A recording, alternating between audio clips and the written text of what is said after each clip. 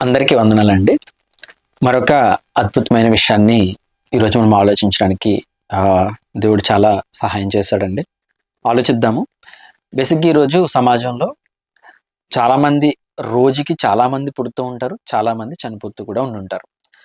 మనిషి పుట్టుకకి, మరణానికి మధ్య ఉన్నటువంటి ఈ జీవితం ఏదైతే ఉందో, ఈ జీవితం ఎలా బ్రతకాలన్నదే దేవుడు మన కోసం ఈ బైబిల్ గ్రంథంలో పొందుపరిచాడు. అది మనం రోజు చదువుకుంటున్నాము. దానికి తగ్గట్టు బ్రతకడానికి ప్రయత్నం కూడా చేస్తున్నాం. అయితే ఈ సిట్యుయేషన్‌లో చాలామంది ఏంటి అంటేనండి, అంటే చాలామంది లేవనెత్తినటువంటి ప్రశ్న ఏంటి అంటే, ఇప్పుడు చాలామంది వివిధ రకాల విపత్తులు కలిగి చాలామంది చనిపోతున్నారు కదా! ఫర్ ఎగ్జాంపుల్ ఇప్పుడు తుఫాన్ రావడం గాని, లేకపోతే భూకంపాలు రావడం గాని, ఓకే. ఇలాంటి విపత్తులు జరిగి ప్రకృతి వైపరీత్యాలు మీకు బాగా అర్థం కావాలంటే ప్రకృతి వైపరీత్యాలు జరిగి చాలామంది చనిపోతున్నారు కదా! ఒకవేళ దేవుడే ఉంటే గనక ఇవన్నీ ఎందుకు జరుగుతున్నాయి? ఇప్పుడు దేవుడికి మనుషులంటే చాలా ఇష్టం గదా! దేవుడు మనుషులను ప్రేమిస్తున్నాడు గదా! మరి ఒకవేళ దేవుడే పుట్టిచ్చాడు, లేపోతే దేవుడే ఉన్నాడు అని అనుకుంటే, ఈ విషయాలన్నీ ఎందుకు జరుగుతున్నాయని చెప్పి చాలా విచిత్రమైన క్వెషన్స్ వచ్చేవాళ్ళు కూడా లేకపోలేదండి. ఓకే. దీని గురించి కొంచెం ఆలోచిద్దాం. ఇప్పుడు ఒక కుమ్మరున్నాడు. కుమ్మరి ఏం చేస్తాడంటే కుండలు తయారు చేయడం ఇలాంటి పనులు చేస్తూ ఉంటారు కదా! ఇప్పుడు కుమ్మరి తయారు చేస్తూ ఉన్నప్పుడు ఒక్కొక్క కుండ ఒక్కొక్క సైజులో తయారు చేస్తారండి. అవునా? కొన్ని కొన్ని మనకి మీరు బాగా ఆలోచిస్తే పూర్వకాలంలో మనకి ప్రతి ఇంట్లో ఒక కుండ ఉండేది. బిందెలకి బదులు కుండలుండేవి. వాటర్ తాగడానికి కుండలుండేవి. వేసవి కాలంలో ఎక్కువగా ఆ కుండలే యూజ్ చేసేవారు. ఇప్పుడు బిందె సైజు వేరుంటది. చిన్న సైజు ఇప్పుడు మనకు గ్లాస్ ఉంటే గనక గ్లాస్ సైజు చేసేదానికి వేరుంటది. ప్రతిదానికి ఒక్కొక్క రకమైన పాత్ర అనేది ఉంటుంది. అవునా? ఇప్పుడు గ్లాసొచ్చి నన్నెందుకు బిందెలాగా చేయలేదు అని గ్లాస్ అడగకూడదు. బిందొచ్చి నన్నెందుకు గ్లాస్‌లాగా తయారు చేయలేదు అని చెప్పేసేసి బిందె కూడా అడగకూడదు. ఎవరిని? కుమ్మరిని. అంటే ప్రతిదానికి ఒక నిర్దిష్టమైన ఒక సైజ్ అనేది ఉంటది. దాన్ని బేస్ చేసుకొని తయారు చేసేవాళ్ళు తయారు చేస్తారు. ప్రతిదానికి ఒక ఉపయోగం ఉంటది. అవును కదండీ! ఇది ఎంత నిజమో దేవుడు మనుషుల్ని పుట్టించేటప్పుడు కూడా ఒక్కొక్క మనిషిని ఏ విధంగా పుట్టించాలి? లేపోతే తనకి ఎంత ఆయుష్‌నివ్వాలి? లేకపోతే ఆ మనిషి ఏ కంట్రీలో పుట్టాలి? లేకపోతే తన యొక్క ఇంకన్నీ ఏదన్నా కానివ్వండి, మనిషి పుట్టుకతో వచ్చే ఏదైనా గూడా ఎలా ఉండాలి అనేది కంప్లీట్ అథారిటీ ఎవరికుంటుందంటే దేవుడికుంటదండి. ఇది మనం బాగా అర్థం జేసుకోవాలి. ఓకే. ఇందాక చెప్పిన ఎగ్జాంపుల్‌ని బేస్ చేసుకొని దేవుడికేంటంటే ప్రతి దాని మీద ఒక అథారిటీ అనేది ఉంటుందనమాట. ఓకే.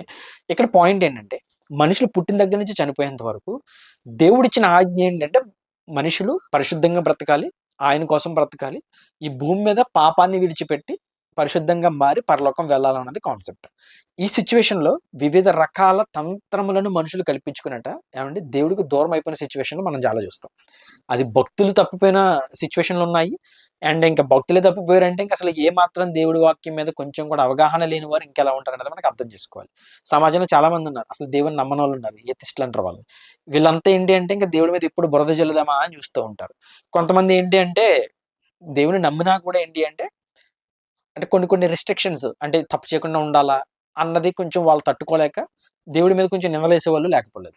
ఇలాంటి సిట్యుయేషన్‌లో అసలెందుకు మరి ఇలాంటివి జరుగుతున్నాయి అన్నది మనం ఆలోచించగలిగితే ఏవండీ సింపుల్. ఇప్పుడు ప్రకృతి అనేది దేవుడు తయారు చేసింది ఆబ్వియస్‌గా. ఇప్పుడు మనిషిని ప్రకృతిలో పెట్టాడు అంటే, ఈ ప్రకృతి ఇప్పుడు భూకంపం వచ్చి ఏ మనిషినైతే ప్రకృతి చంపేస్తుందో, ఇన్ ద సేమ్ వే అదే ప్రకృతి చల్లటి గాలినిస్తుంది, మంచి వాటర్‌నిస్తుంది, చక్కటి వాతావరణం ఇస్తుంది మనం బ్రతకడానికి. ఈ నేల మంచి పంటనిస్తుంది మనం తినడానికి. నీరు మనం త్రాగడానికి ఉంది, మనం ఉపయోగించుకోవడానికి ఉంది.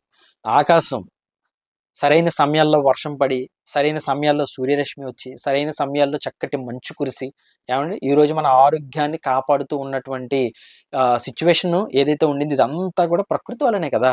విపత్తుల గురించి ఆలోచించాం బానే ఉంది. మరి మనకి ప్రకృతి వల్ల వచ్చే మేలుల గురించి కూడా ఆలోచించాలి కదా! వర్షం రావాలి, పంటలు పండాలంటే.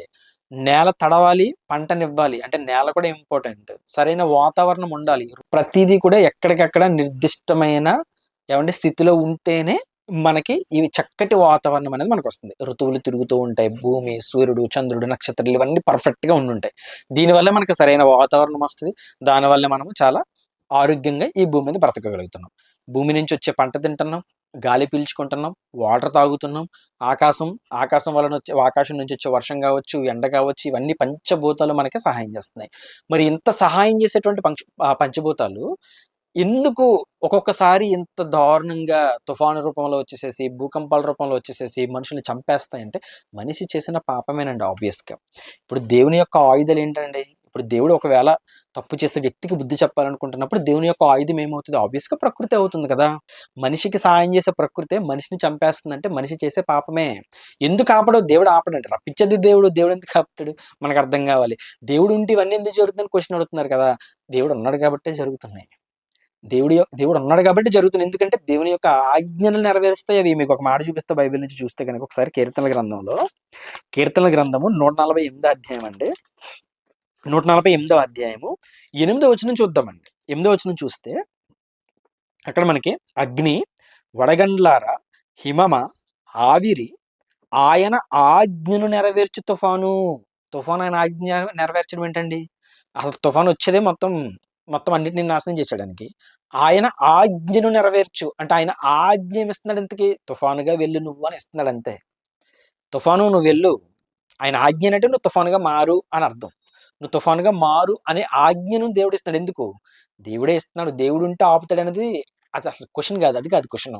దేవుడే దేవుడే ఆజ్ఞనిచ్చి మరి పంపిస్తున్నాడు. ఏమండి అగ్ని, వడగండ్లలారా ఇవన్నీ ఎందుకొస్తున్నాయంటే దేవుని యొక్క ఆజ్ఞ మేరకే వస్తున్నాయి. ఎందుకంటే మనిషి యొక్క పాపము పండితే దేవుడు ఏదో విధంగా బుద్ధి చెప్పడానికి ప్రయత్నం చేస్తాడండి. అంటే మీరు అనొచ్చు అంటే మరి చాలా మంది చచ్చిపోతున్నారు కదండీ! మరి దేవుడలా చంపేయకూడదు కదా! అమాయకులు కూడా చచ్చిపోతున్నారు కదా! ఇందాకే చెప్పానండి. ఏమని? కుమ్మరి యొక్క ఇష్టం. ఎలా చేయాలి? ఒకవేళ సరిగ్గా రాలేదనుకోండి కుండ ఏం చేస్తాడు? మళ్ళీ మొత్తం నలిపేసి మట్టిలో కలిపేసి మళ్ళీ ఫస్ట్ నుంచి చేస్తాడు. అవునా కదా! ఇన్ ద సేమ్ వే ఈ భూమి మీద పుట్టినటువంటి మనిషి ఏదో విధంగా చనిపోవాలి. ఖచ్చితంగా ఏదో విధంగా చనిపోవాలి. కొంచెం తెలివిగా ఆలోచిద్దాం. పుట్టినటువంటి మనిషి ఏదో విధంగా చనిపోవాలి. ఆ విధంగా చనిపోతున్నారు కొంతమంది. కొంతమంది ఇప్పుడు యాక్సిడెంట్ల ద్వారా చనిపోతున్నారు. కొంతమంది అనారోగ్య సమస్యల వల్ల చనిపోతున్నారు. కొంతమంది ఆత్మహత్య చేసుకొని చచ్చిపోతున్నారు. ఇప్పుడు కొంతమంది ఇదిగోండి ఇలాంటి విపత్తుల వల్ల చనిపోతారు. ఇప్పుడు అందులో అమాయకులు ఉన్నారనుకోండి ఓకే ఫైన్. ఒకవేళ వాళ్ళు మంచోళ్ళంటే దేవుడు వాళ్ళకి తగ్గట్టు తీర్పు తీరుస్తాడు. మనిషి ఏదో విధంగా చనిపోవాలి. అది ఇప్పుడే చనిపోవాలో, ఎప్పుడే చనిపోవాలనేది దేవుడి నిర్ణయం. మళ్ళీ ఇది మనం దానికి లింక్ చేసుకోవాలి. ఎప్పుడు చనిపోవడం అనేది దేవుని నిర్ణయం అది. ఇప్పుడు మంచి వాళ్ళుండొచ్చు, చెడ్డ వాళ్ళుండొచ్చు. తుఫాను వచ్చి చంపేసే దాంట్లో లేదంటే భూకంపం వచ్చేసేసి చాలా మందిని చంపేస్తుంది అంటే అందులో మంచి వాళ్ళుండొచ్చు, చెడ్డ వాళ్ళుండొచ్చు. చెడ్డ వాళ్ళకి మేబీ బుద్ధి చెప్పాలనుకుంటున్నాడు ఫైన్. మరి మంచి వాళ్ళ పరిస్థితి ఏంటి? అక్కడున్నారు తప్పదు. అండ్ దట్ టూ వాళ్ళు ఏ విధంగానైనా చనిపోవచ్చు. వాళ్ళిప్పుడు ఒకవేళ తుఫాను ద్వారా తప్పించుకున్నా రేపొద్దున ఏదో విధంగా చనిపోతారు. వాళ్ళు ఆ విధంగా చనిపోయారు అనుకుంటాం. సింపుల్. ఒకవేళ మంచి వాళ్ళకైతే దానికి తగ్గట్టే దేవుడు తీర్పు తీరుస్తాడు. ఎప్పుడు చనిపోవాలి, ఎప్పుడు ఏం జరగాలనేది మొత్తం దేవుని యొక్క నిర్ణయం. దీన్ని మనం తప్పుపట్టలేము. ఎందుకంటే కుమ్మరి ఆయన ఇష్టం. ఏవండీ? ఇవన్నీ ఆపకపోవడానికి లేకపోతే ఇయన్నీ జరగడానికి రీజన్ ఏంటి అంటేనండి, రీజన్ ఉందండి దీనికి. దానికంటే ముందు ఇంకొక మాట చూపిస్తాను మీకు. ఇదే కీర్తనల గ్రంథంలో 7 అధ్యాయం ఒకసారి చూద్దాం. కీర్తనల గ్రంథం 7 అధ్యాయం 12 వచనం మనం చూడగలుగుతానండి. ఇక్కడ ఇంకొక మాట ఉంటుందన్నమాట. 7 అధ్యాయం 12 వచనం అండి. ఒకడు మల్లని ఎడల అంటే మాట వినకపోతే ఆయన తన ఖడ్గమును పదును పెట్టును. తన విల్లు ఎక్కుపెట్టి దాన్ని సిద్ధపరిచి ఉన్నాడు. వాని కొరకు మరణ సాధనములను సిద్ధపరిచి ఉన్నాడు. తన అంబులను అగ్ని బాణములుగా చేసి ఉన్నాడు. ఇదిగోండి చూసారా దేవుడి కోపమొస్తే ఇట్లా ఉంటది. మనిషి దేవుడి మాట వినకుండా, దేవుని వైపు మళ్ళకుండా ఉంటే ఇదిగోండి ప్రకృతే దేవుని యొక్క ఆయుధం గుర్తుపెట్టుకోవాలి.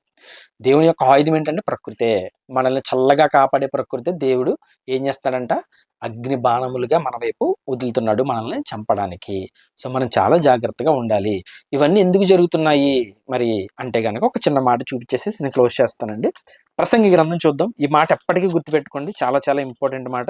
ప్రసంగి గ్రంథం అండి 3వ అధ్యాయం 18 వచనం మనం చూడగలిగితే ప్రసంగి గ్రంథం 3వ అధ్యాయం 18 వచనం చూస్తే కాగా తాము మృగముల వంటి వారని నరులు తెలుసుకున్నట్లును దేవుడు వారిని విమర్శించినట్లును ఈలాగు జరుగుచున్నది. ఈ భూమి మీద జరిగే ప్రతిదీ కూడా ఎందుకు అంటే ఎందుకు ఆపడంటే మీరు అనుకోవచ్చు చాలా ఇది ఓన్లీ ప్రకృతి విపత్తులనే కాదండి. చాలా మంది బాంబులే చంపేస్తున్నారు. మనం చూస్తున్నాం కంట్రీకి మధ్య గొడవలు జరుగుతున్నాయి. గన్నులతో పేల్చుకుని చచ్చిపోతున్నారు. ఎందుకు ఆపట్లేదు దేవుడు? ఆపడండి. దేవుడు ఎందుకు ఆపడంటే వాళ్ళు మృగముల వంటి వారని లేకపోతే ఏంటంట ఇదంతా ఎందుకంట మృగముల వంటి వారని దేవుడు మిమ్మల్ని విమర్శించినట్లు. ఎందుకు రేపు ఇప్పుడు ఆపేశారనుకోండి మనం తప్ప ఆగిపోతదక్కడ. ఇది ఆపకుండా ఉంటేనే రేపు పొద్దున నువ్వు తప్పు చేసావురా బాబు అని చెప్పి తీర్పు దినాన్ని నీకు చూపించడానికి ఉంటుంది. సో నువ్వు మృగము వంటి వాడు నీకు ఎప్పుడు తెలుస్తుంది? నువ్వు ఆ తప్పు చేసినప్పుడు తెలుస్తుంది. ఆలోచన రావడం తప్పు కాదు. ఆలోచనను మనం ఎప్పుడైతే కార్యరూపం దాల్చేటట్టు చేస్తామో అది తప్పు. అంటే నువ్వు ఇగో పలానా తప్పు చేసావు, నువ్వు మృగముగా మారిపోయి పలానా వాళ్ళని మానభంగం చేసి చంపేశావు, మృగముగా మారిపోయి మానభంగం చేసి చంపేశావు. నువ్వు మృగము వంటి వాడవని నీకు తెలియనట్లు, నిన్ను విమర్శించినట్లు దానికి తగ్గట్టు శిక్షించడానికి అది జరగకుండా ఆపడు దేవుడు. మరి అన్యాయం అయిపోయే వాళ్ళ విషయంలో కూడా దేవుడు ఆలోచిస్తాడని చెప్పాను కదా. చనిపోయే వాళ్ళు ఎలాగన్నా చనిపోతారు, వాళ్ళు ఎలా చనిపోతున్నారు, వాళ్ళు ఒకవేళ మంచివారే అయితే గనక ఆబ్వియస్లీ దానికి తగ్గట్టు వాళ్ళకి తీర్పు ఉంటది. అది చనిపోయే వాళ్ళకి తీర్పు వాళ్ళ దానికి తగ్గట్టే ఉంటది, చంపే వాళ్ళకి కూడా దానికి తగ్గట్టే ఉంటది. భూమి మీద జరిగే ప్రతి ప్రక్రియ అది ఏదన్నా కానివ్వండి, మనుషుడు మృగము వంటి వాడని, లేదంటే వాడు చేసేది తప్పని వాడికి తెలిసేటట్లు దేవుడు ఆపకుండా జరగనిస్తాడు. ఈ భూమి మీద ఏదన్నా జరగనివ్వండి, ప్రకృతి విపత్తులు కావచ్చు, మనుషుల ద్వారా కావచ్చు, ఏది జరిగినా కూడా ఇవన్నీ జరగడానికి రీజన్స్ ఇవ్వండి. దేవుడేనండి పంపిస్తాడు మనిషి యొక్క మార్పు కోసము. అవి మనము చూసి మార్పు చెందాలి. చనిపోయే వాళ్ళు చనిపోతూ ఉంటారు. వాళ్ళని చూసి మనం మార్పు చెందాలి. దేవుని యొక్క భయభక్తులు కలిగి మనం బ్రతకడానికి ప్రయత్నం చేయాలి. మీ అందరికి అర్థమైంది అనుకుంటున్నాను. దేవుడు ఉన్నాడు కాబట్టి ఇవన్నీ జరుగుతున్నాయండి. దేవుడు ఉంటే ఎందుకు ఆపట్లేదు అనేది కాదు. దేవుడు ఉన్నాడు కాబట్టి ఇవన్నీ జరుగుతున్నాయి, మనుషులకి బుద్ధి కలిగినట్లు.